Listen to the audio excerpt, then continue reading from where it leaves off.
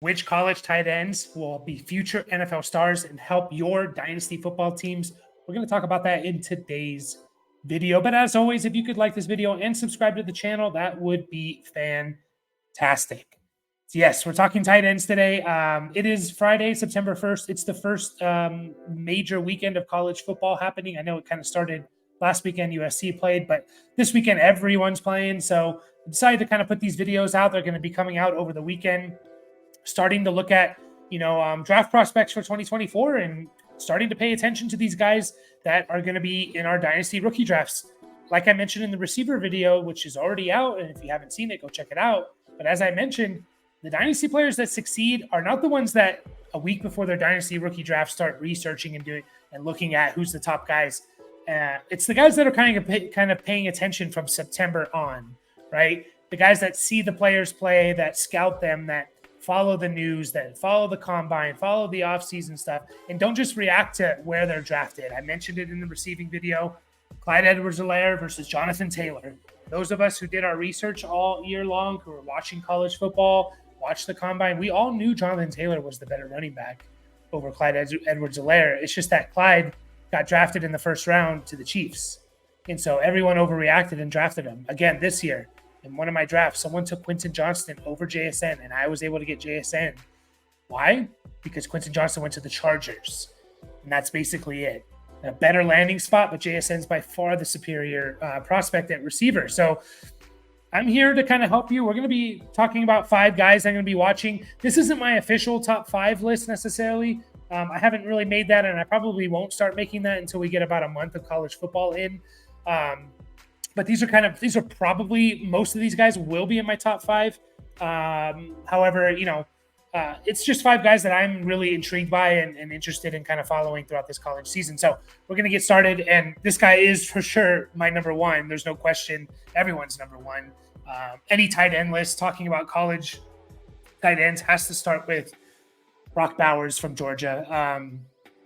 The dude is absolutely amazing. If the guy came out after his freshman year, he would have been a first-round pick. That's how good this guy is. He's explosive. He can block.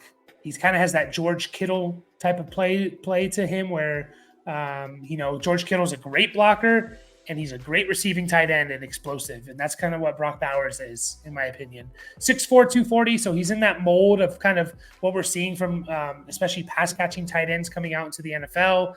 Kind of these smaller, lighter weight, not smaller, but lighter guys. Instead of being 260, they're 240. That's what Brock Bowers is, but he's a fantastic blocker. Don't get me wrong. He's amazing. The guy's going to be potentially, Kyle Pitts went 4th overall. I wouldn't be surprised if Brock Bowers is drafted in the top 5. I really wouldn't. He is that freaking good. And people love mismatches, and you see what good tight ends can do for your offenses. Look at the Chiefs and Travis Kelce. They dominate every year because they have such a mismatch at the position. You see his stats there, which are pretty insane for even a receiver. 63 catches, 950 yards, almost 7 touchdowns. He gets 9 carries for 109 yards. He gets those carries, which just shows that he's explosive. He's an athlete. So the dude is awesome.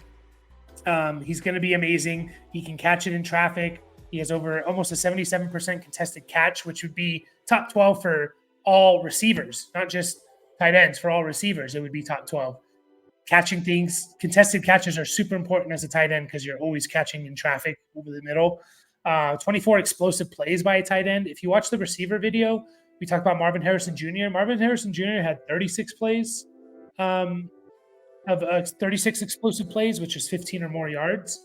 Brock Bowers is 24 as a tight end, only 12 less. I mean, it's a significant number, but you got to remember this guy's a tight end. He's not a receiver. So pretty awesome. I could see him probably going in a super flex dynasty rookie mock draft as like the 4th player taken off the board after the 2 quarterbacks and Marvin Harrison. So would not be surprised there.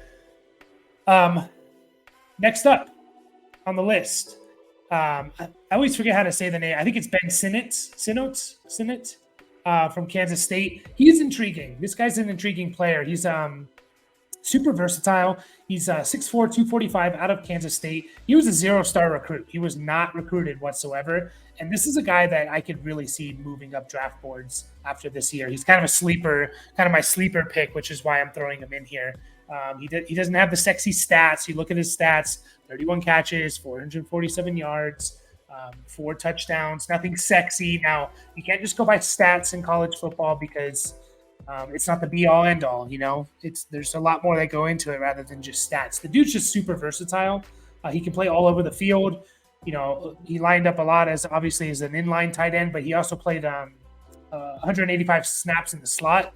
He played almost 100 snaps in the backfield. So he can just kind of move all over the place. He's one of 2 tight ends that are super versatile that we're going to go on this list. So I'm interested. He's not at the biggest school. You're probably not going to watch many Kansas State games unless you're a fan.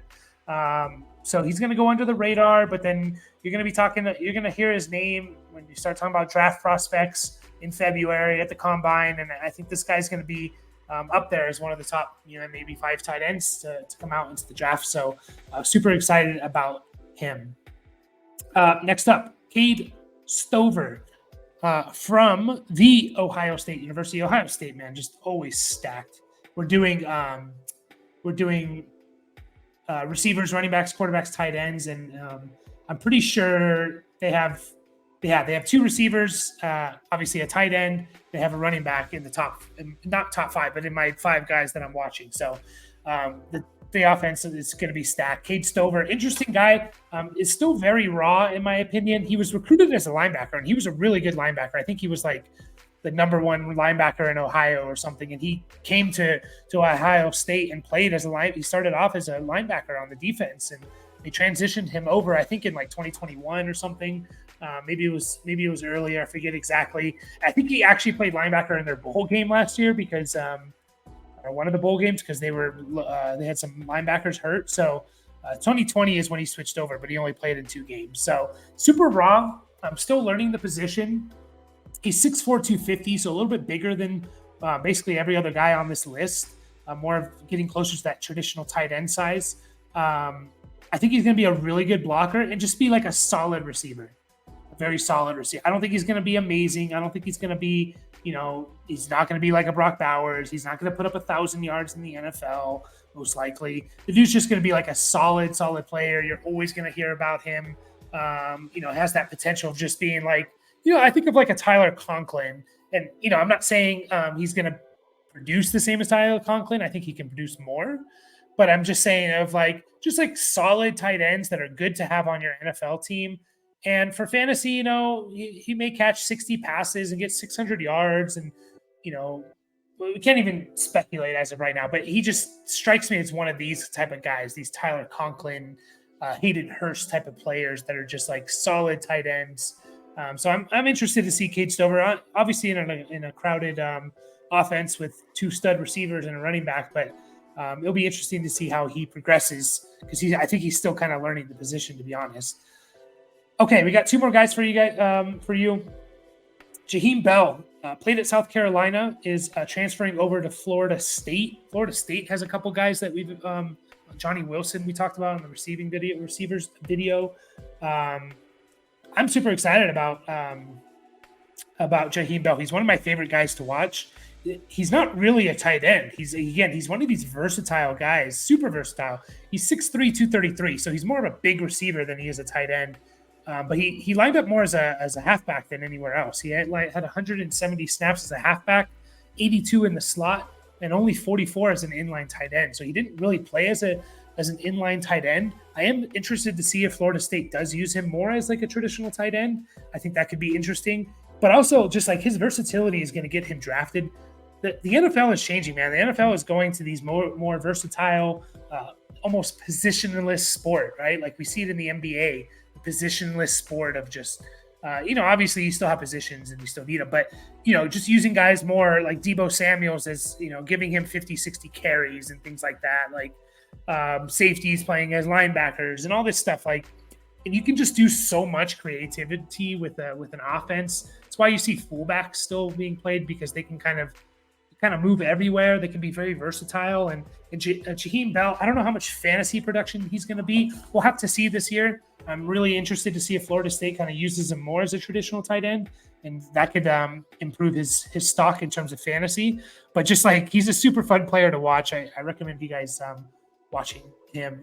He has a really good contested catch rate of almost 67%. So I just like I love versatile players and just what they bring to the offenses. You can do so much with them, and they can be really like the key cog in the machine of the offense. So last guy we're going to talk about, to me, is probably my tight end 2 behind Brock Bowers, Ja'Tavion Sanders. And it's mostly due to his ceiling. I think he has like an incredibly high ceiling. Just going back to like a guy like Cade Stover, like I think if I had to put money on him, just turning into like a Tyler Conklin, again, I keep using that name, but just like a solid tight end, I'd put money on. Ja'Tavion Sanders could be like a stud tight end, in my opinion. Like he could be a stud, explosive tight end. So his measurements, 6'4", 240. So another one of these traditional, like a little bit lighter for a tight end, but still good size.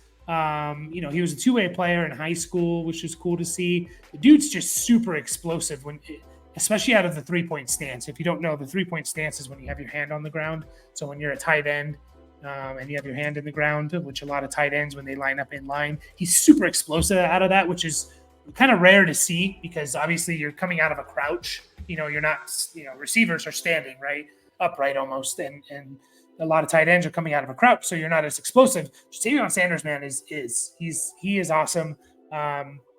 Plays at Texas. He's one of these guys. You're going to look at his stats if you scout guys in January and you look at his stats, you're probably not going to be impressed. If I had to guess, you're not going to be impressed. I just think there's.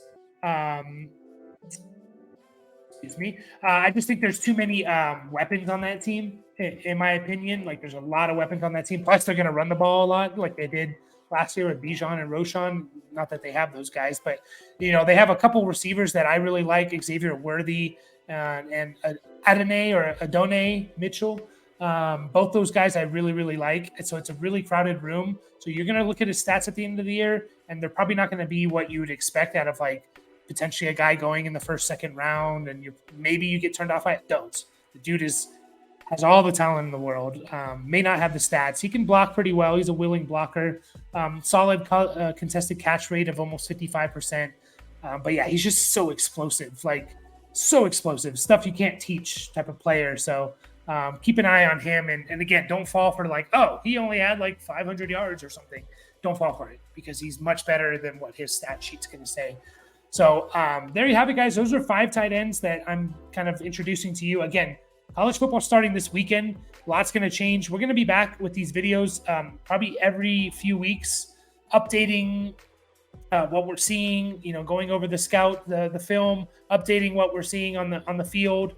We're not going to do it week to week because we don't want to react week to week. But, every 3-4 weeks, we're going to do it and kind of update, look at the top 10, 15 at each position and kind of give ourselves an update at like who we think is a potential star in the NFL. Again, the people who win their dynasty leagues and kill it in the dynasty rookie draft. How you win dynasty, especially when you're a few years out from your startup draft now, is you get these gems in the 2nd, 3rd, 4th round. It's very hard to find, but you got to do your homework, right? You got to do your homework. So that's all I have for you guys. As always, if you could like this video and subscribe, good luck with your fantasy drafts this weekend, and I'll catch you guys all